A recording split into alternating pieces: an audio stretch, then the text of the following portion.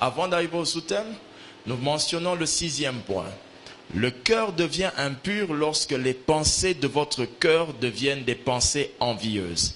C'est le 6e point. Et il y a aussi le 7e point. Le cœur devient impur lorsque les pensées de votre cœur sont orgueilleuses. Il y a une très très grande différence entre le cœur envieux et le cœur orgueilleux. Le cœur qui est envieux, ce sont les pensées. Lorsque le cœur devient envieux, c'est lorsque les pensées de ce cœur vous comparent aux personnes qui vivent ce que vous souhaitez vivre à leur place. Lorsque votre cœur vous compare à quelqu'un, parce que la personne vit ce que vous souhaitiez vivre à sa place, c'est un cœur envieux. C'est par exemple le cœur de tous les candidats présidents de la République aujourd'hui, sont tous en train d'envier une place. Ils sont conscients qu'il n'y a qu'une place, mais ils sont une trentaine à chercher la place. C'est un cœur envieux. Alléluia. Amen. Et lorsque le cœur de quelqu'un est envieux, son cœur désire, ou bien son cœur est rempli des pensées qui, quand il vous regarde, il se voit là où vous êtes. Mais il ne se pose pas la question de savoir, et si j'étais à sa place, maintenant lui il serait où? D'où le cœur de quelqu'un, quand il est envieux, il tue même la personne qu'il regarde. Il ne souhaite pas que tu progresses, mais il n'a pas dit ça. Il n'a pas dit ça. Mais son cœur est envieux au point de chercher à être là. Le cœur envieux ne veut pas attendre le temps de Dieu. Le cœur envieux souhaite être à la place qu'il désire, même avant le temps de Dieu. Quelqu'un me suit attentivement. Alléluia. Le cœur envieux parle avec des regrets. Ah, en tout cas, la fille là. Ah, le frère là. Ah, Dieu. Lorsque le frère est déjà marié ou la sœur est déjà mariée, tu ne peux plus avoir ce genre de propos. Ça sous-entend que tu continues d'envier ce cœur, cette personne. Quelqu'un me suit attentivement. Amen. Un cœur envieux tue même les personnes. Alléluia. N'aimez pas une personne qui vous dit « Ah, Papa Joe, je souhaiterais être à ta place. Hein? Toi, tu es bien. Hein? » Cette personne t'a déjà tué. Dis à ton voisin, je commence à te comprendre. Enfin, ce sont les pensées orgueilleuses. Les pensées orgueilleuses, ce n'est pas ce que vous dites souvent. Non. Ce genre d'orgueil, c'est souvent lorsqu'on détient quelque chose. Quand quelqu'un parle en disant c'est moi, c'est quand il a déjà une chose. Je ne parle pas de ce genre de pensée orgueilleuse. Ce genre de pensée orgueilleuse dont nous parlons ici, c'est plutôt le type de personne, pas parce qu'il a le bien, non, mais parce que lui se considère être différent des autres. Exemple, la Bible dit dans Luc 18, verset 11, le pharisien debout priait ainsi en lui-même. Il priait ainsi en lui-même. Luc 18, verset 11. Je suis en train d'expliquer les pensées orgueilleuses. Amen. Les pensées orgueilleuses rendent le cœur impur, au point que Dieu, même s'il veut te faire du bien, il n'arrivera pas à le faire. Pourquoi il n'arrivera pas à le faire? Parce que ton cœur est orgueilleux. Mais quand Dieu dit que ton cœur est orgueilleux, c'est qu'il considère que ton cœur est maintenant souillé, au point que je ne peux plus agir dans ta vie. Comment?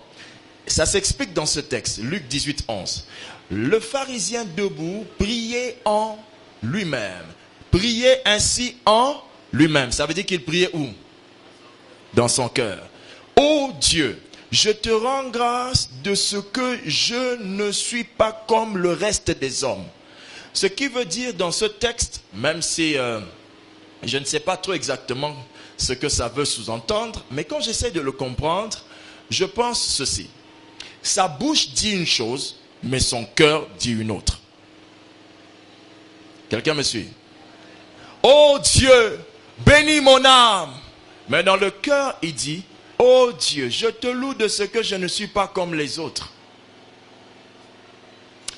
C'est le cœur envieux que vous connaissiez, c'est Ngai. Non, c'est pas de ça dont je parle. Ce qui souille le cœur de quelqu'un, c'est quand lui pense qu'il est digne, ou il s'est qualifié et il s'est jugé digne d'une chose. Oh Dieu, moi quand même je jeûne. Amen. Écoutez. Le pharisien debout priait ainsi en lui-même. Oh Dieu, je te rends grâce de ce que je ne suis pas comme le reste des hommes, qui sont ravisseurs, injustes, adultères, ou même ce publicain qui est ici. Il dit au verset 12, je jeûne 2 fois la semaine, je donne la dîme. Vous voyez le cœur orgueilleux? Le cœur orgueilleux établit la liste de ses bienfaits pour justifier la liste des bienfaits que Dieu doit lui accorder. Est-ce que quelqu'un me suit? Le cœur orgueilleux attend une chose de Dieu en réponse de ce que lui il fait pour Dieu. Alléluia. Donc le cœur orgueilleux, ce sont les pensées du cœur qui vous comparent à ceux qui sont plus faibles que vous. Ça c'est un cœur orgueilleux. Il se compare à ceux qui sont plus faibles. Je ne suis pas comme eux. Eux là, ils ne font que pécher. Eux là, ils ne font que voler. Le cœur envieux, le cœur orgueilleux se compare à ceux qui sont plus faibles. Ce sont aussi les pensées que vous avez qui apprécient vos actions plus que la grâce de Dieu. Les pensées que vous avez qui apprécient vos actions plus que quoi? La grâce de Dieu. Alléluia. Le cœur orgueilleux pense que Dieu peut le faire pour moi parce que moi je fais ceci pour Dieu. Je parle à toutes les personnes qui jeûnent et qui prient, qui passent des nuits de prière, qui passent des temps dans la présence de Dieu.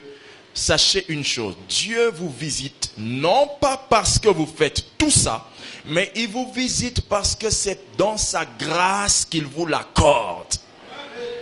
Amen. Le jeûne et la prière ont pour objectif de briser l'homme que je suis pour pouvoir sortir l'homme que je ne suis pas. L'homme que je suis doit être détruit au point que l'homme que je ne suis pas encore vienne. C'est pourquoi les vrais hommes de prière durent longtemps dans la prière, non pas parce qu'ils veulent faire longtemps, mais parce qu'ils sont en train de soupirer à l'aide de Dieu. Ce qui l'a gardé longtemps, c'est cette sensation d'injustice, cette sensation d'indignité. Il n'est pas digne de recevoir la chose. Alors, ça crée ce qu'on appelle comme un soupir inexprimable. Donc, il dit une chose, mais il y a la partie soupir inexprimable que le cœur dit à Dieu. Donc, il dit à Dieu, oh Dieu, souviens-toi de moi. Oh, qui dit, ce sont des mots que tu ne peux pas entendre avec l'oreille, mais Dieu entend veut dire, je ne sais pas quoi. Souviens-toi donc. Le vocabulaire étant limité à 26 lettres qu'on utilise tous les jours, fait que lorsqu'on veut dire certaines choses à Dieu, par exemple, quand tu veux dire à Dieu que... Tu as entendu le truc là? Le vocabulaire n'arrive pas à le dire, parce qu'il n'y a pas cette lettre, la lettre... Alléluia. Quand on a mal, on parle une langue que le vocabulaire n'a pas. Aïe! Qu'est-ce que tu veux dire?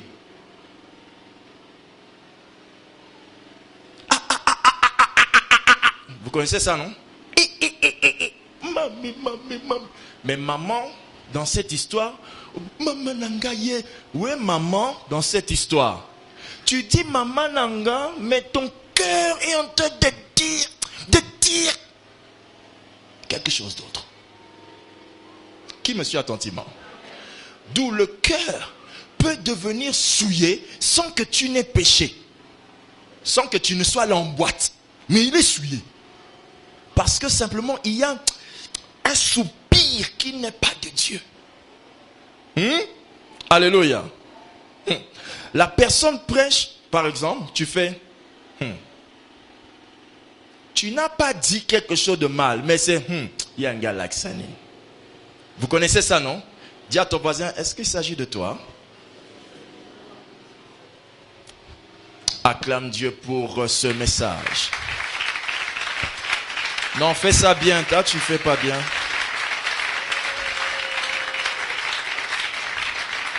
Fais ça comme ta grand-mère Mariam dans la Bible t'a enseigné.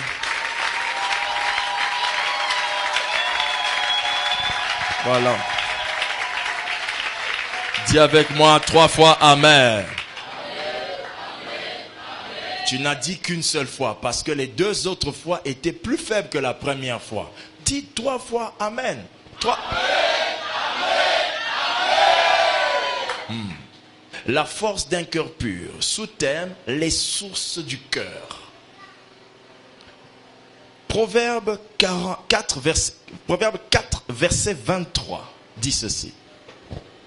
Les sources du cœur. Quelqu'un a bien entendu? Les sources du cœur. Proverbe chapitre 4 au verset 23 dit ceci. Écoutez. Garde ton cœur. Non pas garde ta voiture. Garde ta maison. Mais garde ton cœur plus que quoi? Toute autre chose. Non pas garde ton cœur plus que tout autre organe.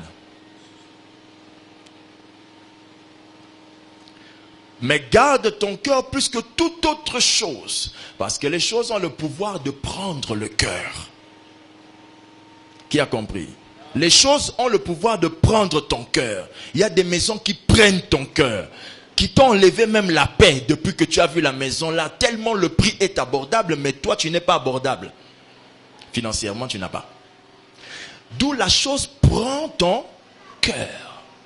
Alors la Bible dit, maintenant toi garde ton cœur plus que toute autre chose. Car de lui viennent les sources de la vie. De lui viennent les sources de la vie. Il n'y a aucun médecin, même pas d'hôpitaux qui existent sur terre, qui ont la garantie de nous transmettre la vie. La vie vient du cœur, même quand on a le sida. Alléluia. Ma Bible dit, un homme malade voit Jésus. Il explique le problème à Jésus. Jésus lui dit, si tu crois cela est possible. Oh, le cœur est plus puissant que tout médicament que vous pouvez prendre. Amen. Si on vous donne un médicament et qu'on vous a prévenu avant de le prendre, ce médicament a des effets secondaires. Vraiment, ça donne la nausée. Même si ce n'était pas vrai, vous aurez la nausée. Le cœur a la capacité d'amplifier tout. C'est pourquoi celui qui échoue avait échoué dans son cœur et aime cet échec-là.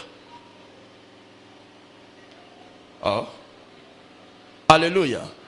Celui qui échoue avait déjà échoué dans son... Et il aime ça. Dans son cœur, il a l'habitude de donner plus de temps à causer avec son cœur sur les échecs. Passez. Moi vraiment... Tellement tu discutes avec ton cœur des choses négatives, ton cœur ne peut que te produire cette négativité exposant 1000.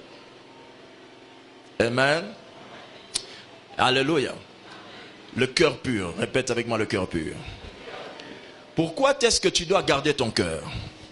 Tu dois garder ton cœur parce qu'il est dit dans la Bible qu'aucun ange ne connaît ton cœur.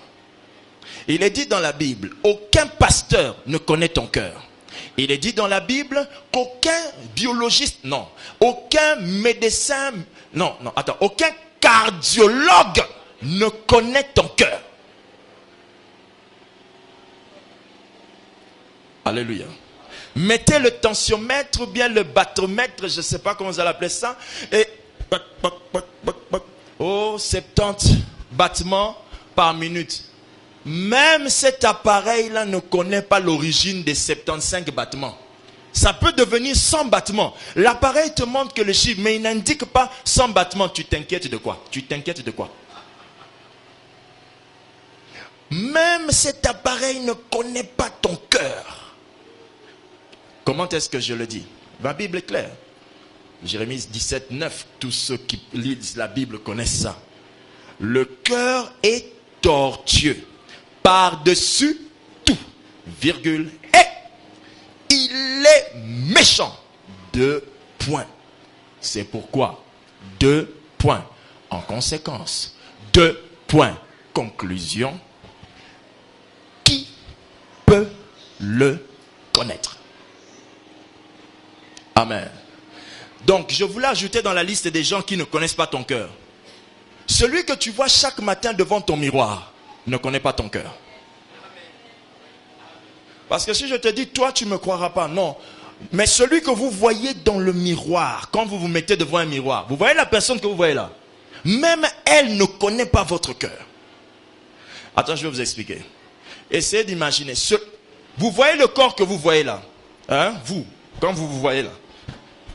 Même ce corps-là ne connaît pas le cœur qui est à l'intérieur. Le cœur d'un homme, même si on se rapproche tolo na tolo, poitrine de poitrine, ventre sur ventre, nous ne connaîtrons jamais votre cœur. Quelqu'un me suit? Si le cœur peut être inconnu de tous les mystères spirituels et humains, frère, la question est, comment une chose pareille peut-elle être en nous? Nous avons un prisonnier dans notre corps dont on ne connaît ni le nom ni le lieu. Nous avons au-dedans de nous ce qu'on appelle je ne me réjouis pas de ça dans mon cœur. Tu le dis, mais toi-même tu ne connais même pas ton cœur. Ne pas connaître son cœur sous-entend ne pas connaître ce que tu veux.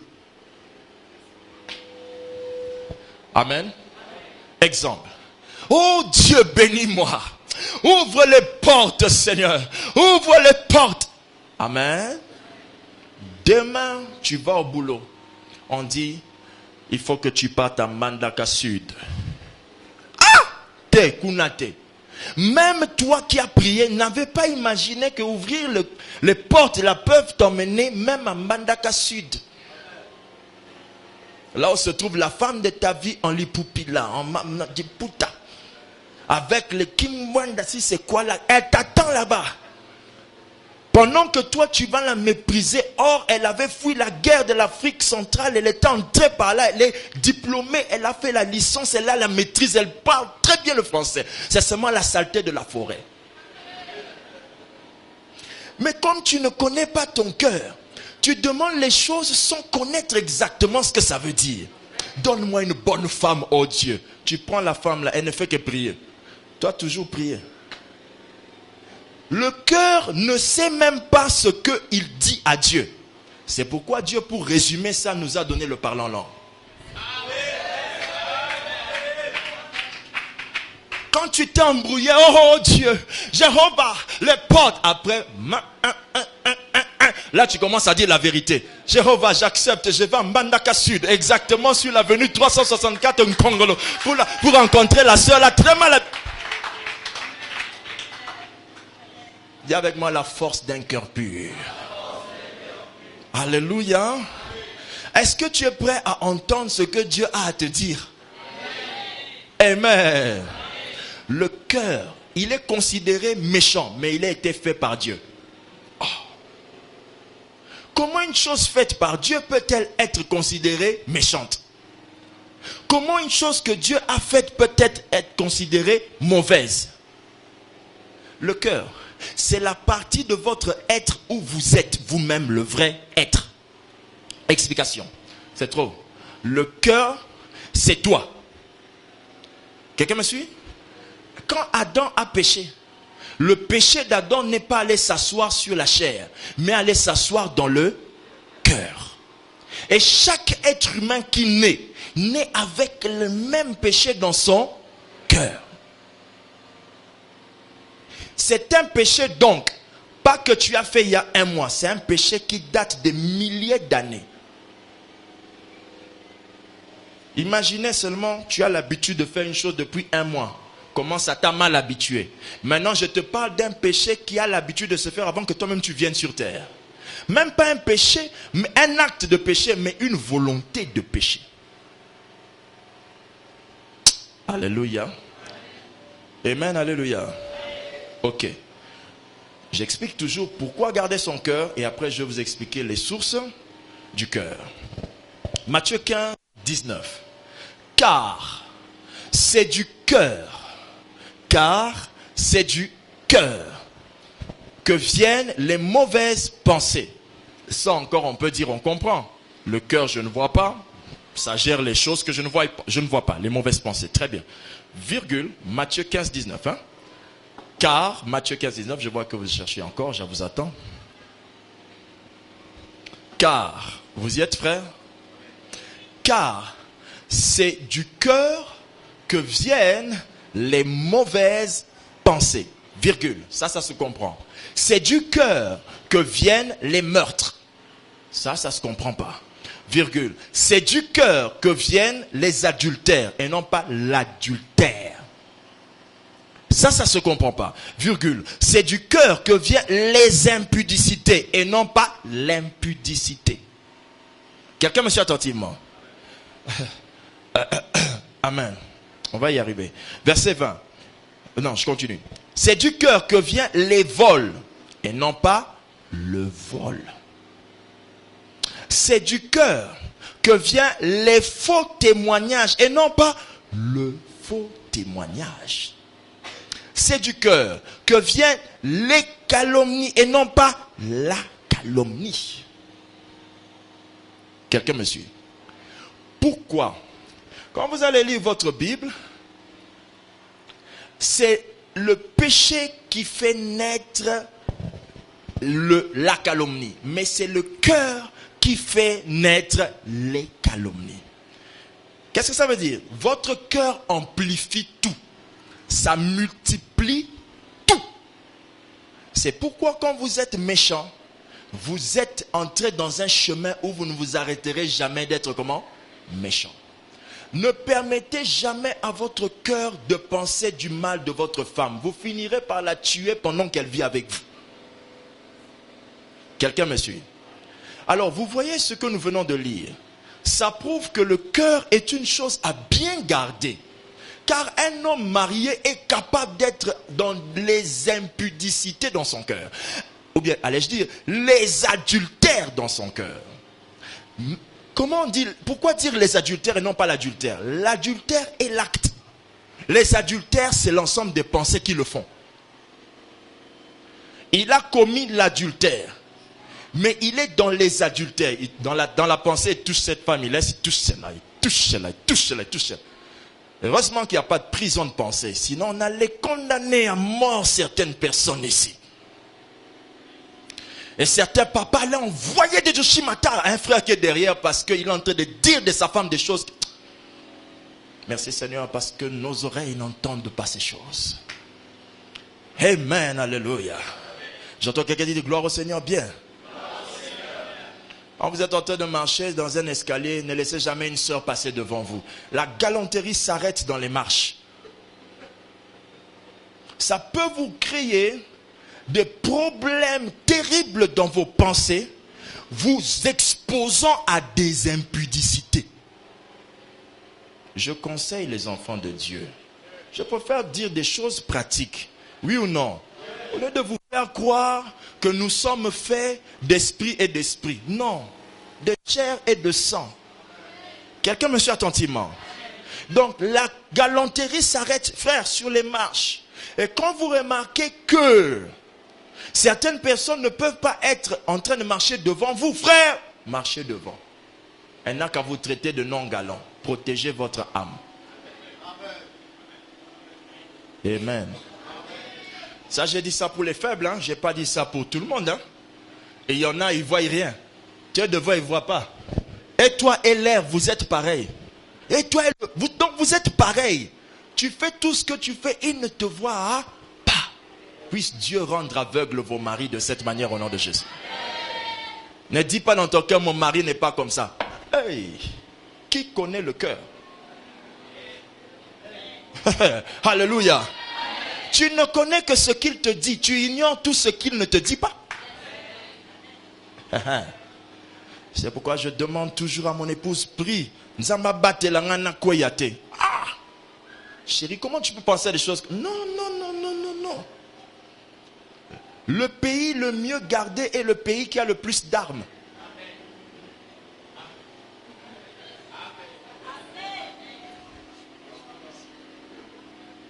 Toi, tu ne veilles pas sur ta vie parce que tu n'as pas d'armes.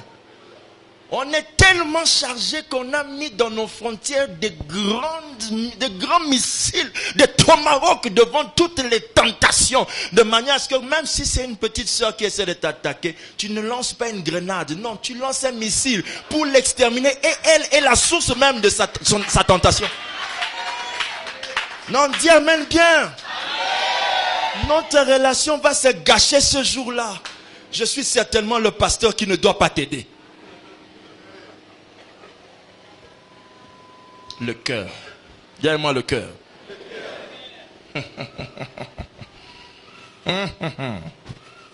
Beaucoup de frères dans le cœur sautent. Oh, tu m'as sauvé. Mais ils sont sereins quand vous les voyez là. Et vous vous dites toujours, Dieu fais-moi grâce d'être comme ce frère. Il ne faut pas faire des prières insensées comme ça, frère. Vous vous mettez dans des situations très dangereuses. Tous ceux qui ont prié d'être comme ça, comme David, qu'est-ce qui s'est passé après? Salomon a dû demander d'être comme David. Il a hérité quoi? 1000 concubines. Pourquoi? La fin de la vie de cet homme, il était en train de regarder une autre femme de loin. Quand son cœur a regardé ça, son cœur a désiré, il s'est arrêté sur la femme? C'était David. Ne juge pas la qualité des gens par leurs œuvres bonnes et généreuses que vous voyez à l'extérieur. Un cœur peut être contraire à toute action généreuse posée par les mains. Oh, alléluia. Amen. Hein? Qui dit amen, s'il vous plaît? Quelqu'un peut commencer à te dire, papa, tu montes, papa, tu montes, papa. Après, c'est les. Il savait là où il allait. Très, très bien. Et le don qu'il utilise là, vient d'en haut.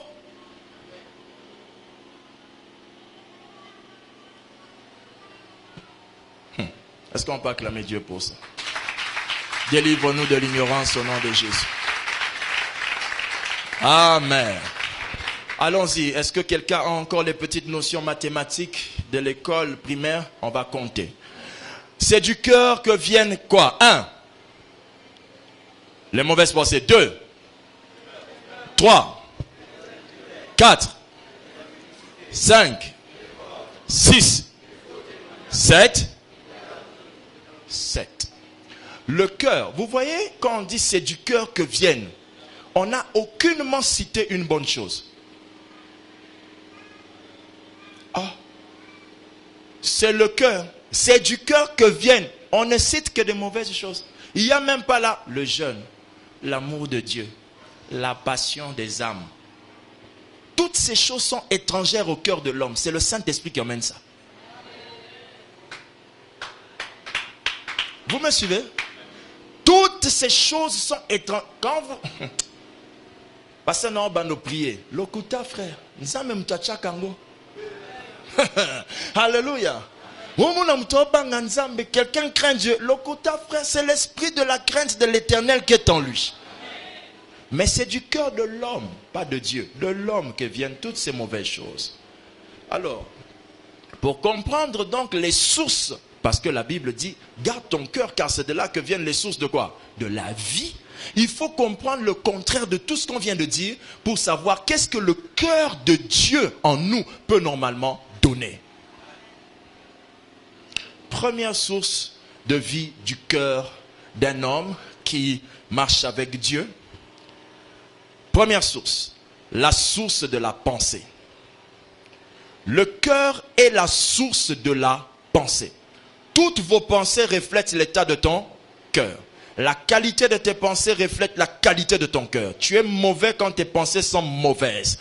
Même si tu es gentil, tu es mauvais quand tes pensées sont mauvaises. Et là, on parle d'une chose qu'on ne voit pas, mais que toi-même connais.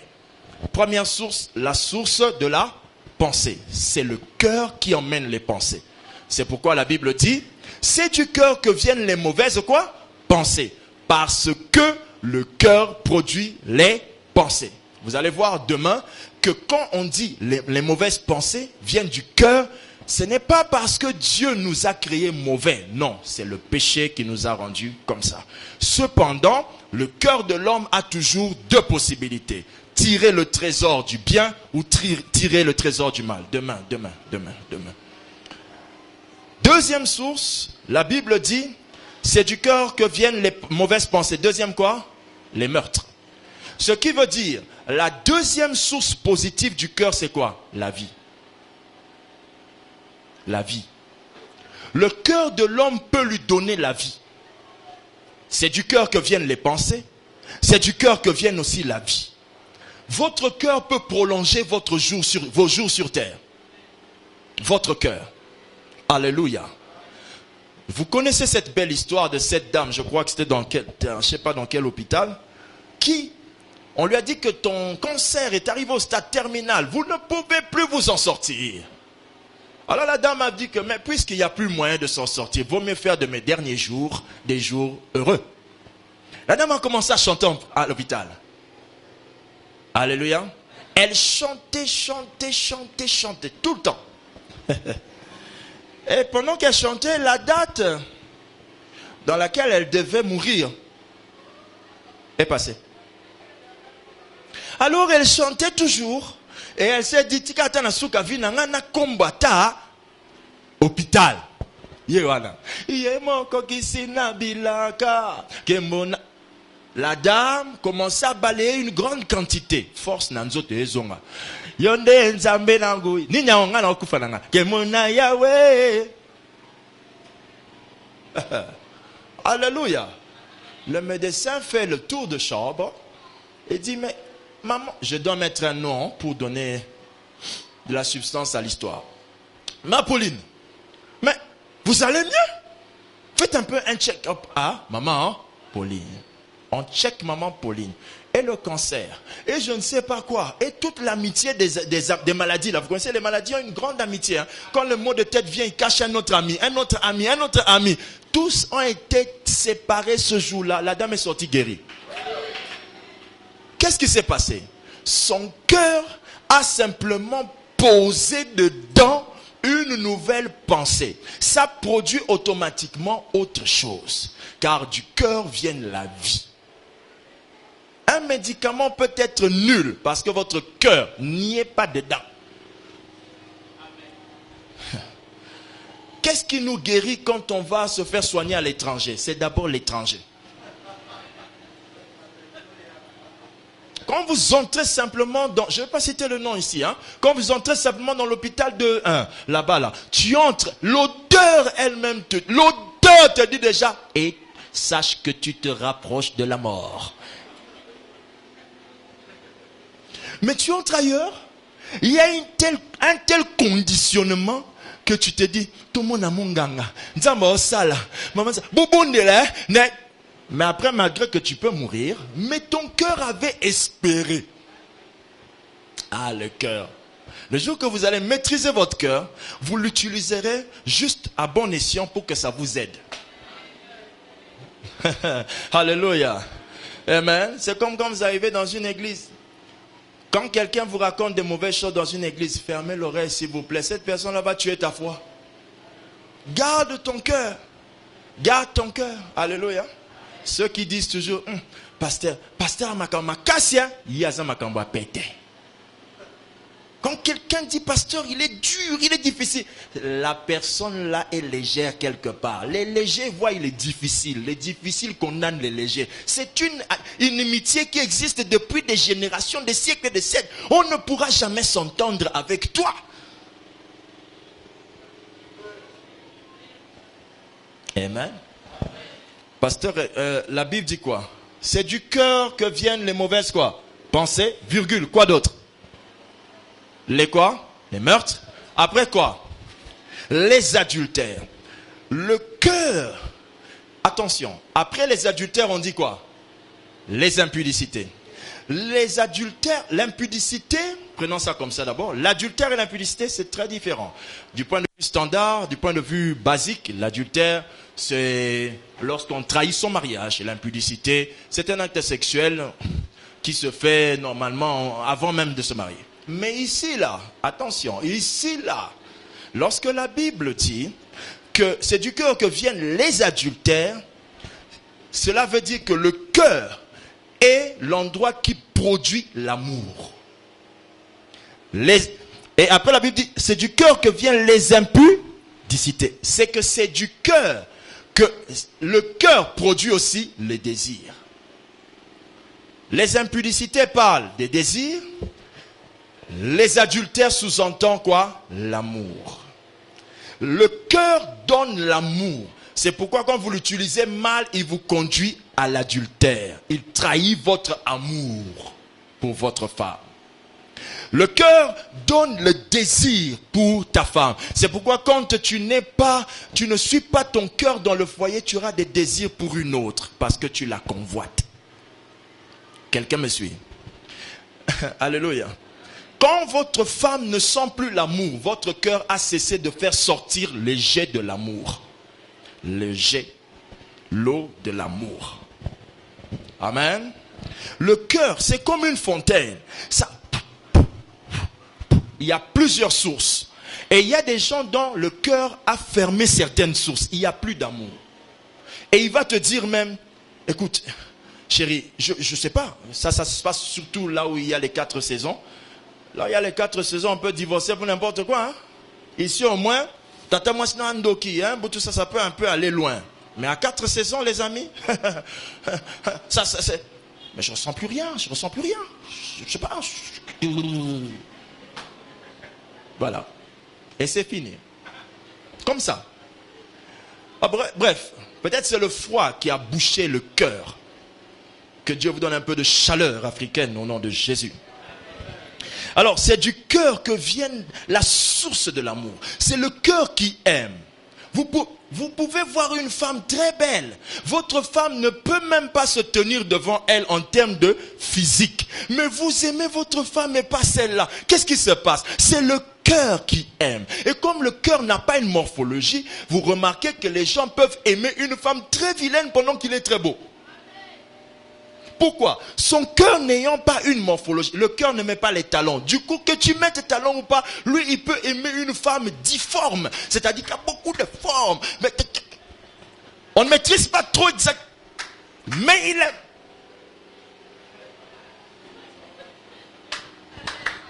Et qu'est-ce qui fait ça? Le cœur. Amen. Le cœur, il n'a pas de forme. Amen. Alléluia. Le cœur. Le cœur. Alléluia. Ne cherche pas un garçon qui éveille tes cheveux, tes sens, tes poils. J'ai senti la chair de poule. Tu vas entrer dans un poulailler. Fais attention. Ne sens pas ces choses-là. Sens le cœur. Il y a un livre qui va bientôt sortir là. C'est comment le livre, fils? Rappelle-moi le thème. Le chrétien et les relations amoureuses. Oh mon Dieu, tu as dit des choses là-dedans. Mamma mia. Hein, frère, finis ça vite, viens partager ça. Il dit dans son livre que ce qui fait que les gens n'arrivent pas à gérer leurs relations, c'est parce qu'ils ne savent pas que dans l'amour, il y a 3 choses. 1, il y a avoir un but. 2, avoir un but, atteindre le but. 3, poursuivre le but. Oh, mais vous qui t'a parlé de ces choses-là, fils? Wow! Alléluia! Toi-même, tu n'es pas marié. Pourquoi? Le fait qu'il ne soit pas marié, il peut parler sans remords. Mais nous, on va parler en calculant le jour où j'avais mal parlé à madame. Et on essaie de corriger l'écriture pour que ça m'aide, moi, à être calme en lisant. Merci, frère. Qui a compris? Ah, il faut lire ce livre-là. Tu vas le faire ici, hein, ouverture, lancement aussi. Après ton voyage, là, tu reviens. Tu fais bien, on achète aussi. Si tu finis ce séminaire et tu restes comme tes parents t'ont mis au monde, c'est que frères et sœurs, tu dois encore retourner dans un ventre. C'est ça qui bloque l'élévation des gens. Alors, le cœur, c'est du cœur que vient la source de l'amour, la source du désir de la chair. Frère, vous voyez, avant que le corps réagisse quand tu vois ta femme, ça doit venir du cœur, n'est-ce pas? Ça vient du cœur. C'est pourquoi, allez raconter, on va vous dire que lorsque dans une relation on s'entend bien, on ressent aussi le désir. Le désir charnel est un péché hors du mariage quand il est fait. Mais chez nous, dans le foyer, c'est une bénédiction. Quand ça t'arrive, tu dis même, je suis rempli du Saint-Esprit. Eh baba. Eh, alléluia. Quelqu'un me suit attentivement. Vous voulez qu'on ait des pasteurs qui vous encouragent à ne pas le faire? Faites-le à l'intérieur. À l'extérieur, la Bible dit, maudit sois-tu. Soyez bénis dans vos mariages. Désire ton mari plus que toute autre chose. Désire ta femme plus que toute autre chose. Oh, ma chérie. Dis avec moi, amen. Quand tu parles de ta femme, c'est toujours les femmes vraiment. Non, tu es maudit, frère. Tu as un problème avec ton cœur. Amen. Ne laisse pas l'histoire de ta mère pourrir ton cœur et emmener ça chez ta femme. Qui a compris? Très bien. On peut y aller. La suite dit quoi? Les adultères, les impudicités et quoi? Les vols. Donc c'est du cœur que vient la source du gain.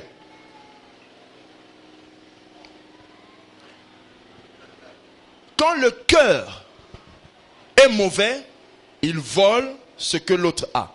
Quand le cœur est bon, il l'obtient. C'est le cœur qui donne la prospérité. C'est le cœur qui enrichit quelqu'un. Quand un cœur est bon, il n'a plus besoin de voler. Voler veut dire quoi? Dites avec moi, mère. Voler veut dire avoir la même chose que l'autre. On va expliquer ça. Frère, amen. Vous savez que votre pied peut avoir vraiment les mêmes formes la même forme que mon pied. Hein? Bon, sauf que moi, il est plus long. Mais il y a des gens qui ont qui chose du 43, qui lèvent la main, 43, les frères de 43. Ok, super, il y en a plusieurs. Les mamans de 42, 40, 38. Ok, très bien. Alors, qui chausse les mêmes empreintes que moi? Quelqu'un chausse les mêmes empreintes que moi? Non. Pourquoi Dieu a-t-il mis les empreintes à la main? Car les choses que l'on possède sont différentes d'une personne à une autre. Le gain de chacun ne se ressemblera jamais à l'autre. C'est la main qui détient. Elle a en elle la marque de la différenciation d'un homme à un autre. Même si on va dans le même magasin, le bonbon que tu achètes était série 3, moi c'est série 4. Tout ce que l'homme détient n'est jamais identique à ce que l'autre a. Le cœur a la source du gain. Ce que ton cœur désire, fais de l'éternité tes délices, il donnera ce que ton cœur fait quoi? Désire. Si tu as la femme qu'il faut ou le mari qu'il faut, s'il désire une chose, ça va venir. Parce que son cœur gère bien les sources. Il sait gérer les sources. Amen. Il ne dit jamais, chérie, achète-toi la maison comme... Tu vois, ton grand frère a acheté une maison. Si moi je n'ai pas de maison, ils vont commencer à m'insulter dans la famille. Quand ça commence par là, sache que tu as déjà abîmé la source du gain. Ça devient un vol. Ça ira? C'est du cœur. Que dit la Bible après? Les adultères, les impudicités, les vols et quoi? Le faux témoignage. Très bien. C'est le 6e point. C'est du cœur que viennent les amitiés. Le cœur a la source de l'amitié. La Bible dit que David aimait un autre homme comme son cœur. Le cœur, c'est du cœur que viennent les amitiés. C'est-à-dire, votre cœur peut vous indiquer l'ami à avoir et l'ami à ne pas avoir. Automatiquement que vous voyez la personne, votre cœur dit automatiquement vous voyez une autre personne, il est bien mais je ne le sens pas. Vous connaissez cette expression? Yes. Cette expression veut dire que ma source d'amitié ne le prend pas. Et quand tu ne peux pas sortir de ma source d'amitié, pardon, ne commençons même pas la relation. Tout prédicateur n'est pas ami parce qu'on fait la même chose. J'aime bien un comédien qui disait un collègue est tout simplement lié à la colle. Le jour que la colle va finir, il va se détacher. Pour dire que partager un même métier ne fait pas de nous des amis. Oh, je suis avec mes amis. Mais toi, quand je suis avec mes amis, on a fini le boulot. Non, tu as bien dit on a fini quoi? La chose qui nous unissait est finie. Là où on va là où ça va nous désunir. Le meilleur ami d'un homme, c'est sa femme. Le meilleur ami d'une femme, c'est son homme. Chérie, c'est mon meilleur ami. Tu fais caca, mon Dieu. C'est ta femme, ton meilleur ami. Nous, on ne savait pas ça. C'est un papa, le pasteur du pasteur Habib, le père du pasteur Habib qui nous a dit ça. Il nous a dit, mes amis, venez ici petit. Vous savez qui est mon meilleur ami? Nous, on était sûr qu'il allait sortir Justin Kimpiada, Paulin François Mukendi. Non, il dit, votre mère. Il nous avait appris ce jour-là que l'ami est celui qui siège dans ton cœur. Amen. Vous voyez la force d'un cœur pur. Ça discerne tout ça. Quand tu as une femme au cœur pur, elle te dit, chérie, oui, j'ai beaucoup aimé ce qu'on a discuté avec ton ami là, mais je trouve qu'il est très dangereux. Toi, je te connais. Je suis sûr que c'est vrai. Amen. Et non pas, mais pourquoi toi tu vois toujours le mal partout? Non, elle ne voit pas le mal partout. Ce mal-là, on ne le voit pas, on le sent. Ça vient de la source intérieure. Elle n'a pas calculé ça. Elle a même préparé pour Justin. Mais quand Justin est venu, je ne le sens pas. Tu le suis dans la cuisine, tu dis, mais pourquoi tu restes dans la cuisine? Ton ami là, je ne le sens pas. Mais il n'a encore rien dit. La source.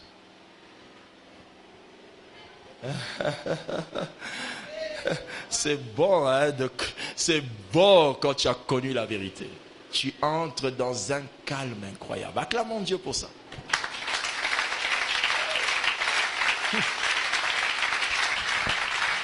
Alors je conseille les mamans, séparez-vous de la femme là que votre mari dit je la sens pas. Peut-être il est en train de te dire je la sens trop qu'elle devient dangereuse. Séparez-vous de la femme dont votre mari dit mais elle vient chaque jour comme ça, elle n'est pas mariée. Il est en train de vous dire je ne veux plus la voir. Alléluia. Je ne vous ai pas dit vengez-vous. Toi tu avais dit que Justin n'était pas bon. Françoise aussi. Moi je ne la sens pas. Non. Non, pas ça. Est-ce que c'est ce qu'on a dit ici là? Non. Ok, répondons-nous au nom de Jésus. Enfin, la Bible dit les faux témoignages, virgule, les calomnies. Les calomnies, c'est l'utilisation négative de la parole. Ce qui veut dire qu'un cœur peut donner une source. La dernière source du cœur et la plus puissante, c'est la parole. Le cœur est le déclenchement de tout ce que l'on dit. Vous connaissez ce verset. Race de vipères. Comment pourriez-vous dire de bonnes choses, méchants comme vous l'êtes? Car c'est de l'abondance du cœur que la bouche. Qui a compris? Le cœur est à l'origine des paroles. Mais attention, on ne dit pas c'est du cœur que viennent les paroles. Non, c'est de l'abondance du cœur. Ce qui veut dire que ce qui sort de la bouche est plein dans le cœur. Non, j'avais seulement dit ça pour m'amuser. Cet amusement-là montre que c'est plein dans ton cœur. Tu as cherché une occasion pour dire ça. On dit aussi ceci en français, que souvent les vérités, il faut les dire en blaguant. Oh, bêta, frère, viens, on va bêta. Bêta, je bêta qui m'a bé. Il t'a dit ça. Alléluia. Le spirituel. Oh, le spirituel. La réforme en présence ensemble. Il t'a dit ça. Il vient de te dire ce qu'il pense de toi. Amen. Le spirituel. C'est lui qui t'appelle le spirituel. Trouve que tu en fais trop.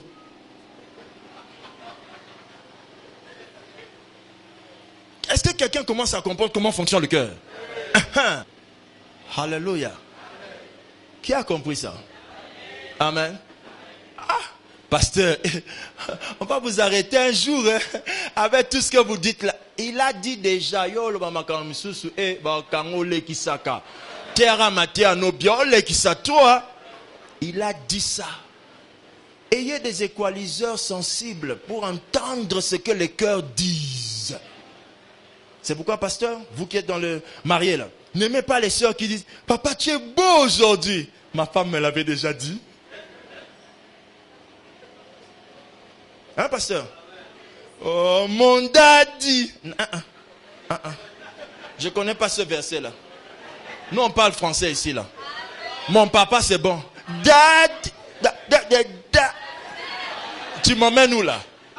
Non, tu m'emmènes où là? Qu'est-ce qu'il y a dans ton cœur? Alléluia. Tes paroles, pour qu'elles sortent, c'est que ton cœur est plein. Donc, il est beau, hein? Il est beau. Il est beau. Il est beau. Il est beau. Beau papa. Ça a été travaillé à 12h, à 13h, à 14h, 15h. Quand tu arrives à 18h, aucun cœur te voit, c'est ce que je disais déjà dans le cœur. Soyons libérés au nom de Jésus. Acclame le Seigneur. Acclame Dieu, acclame Dieu.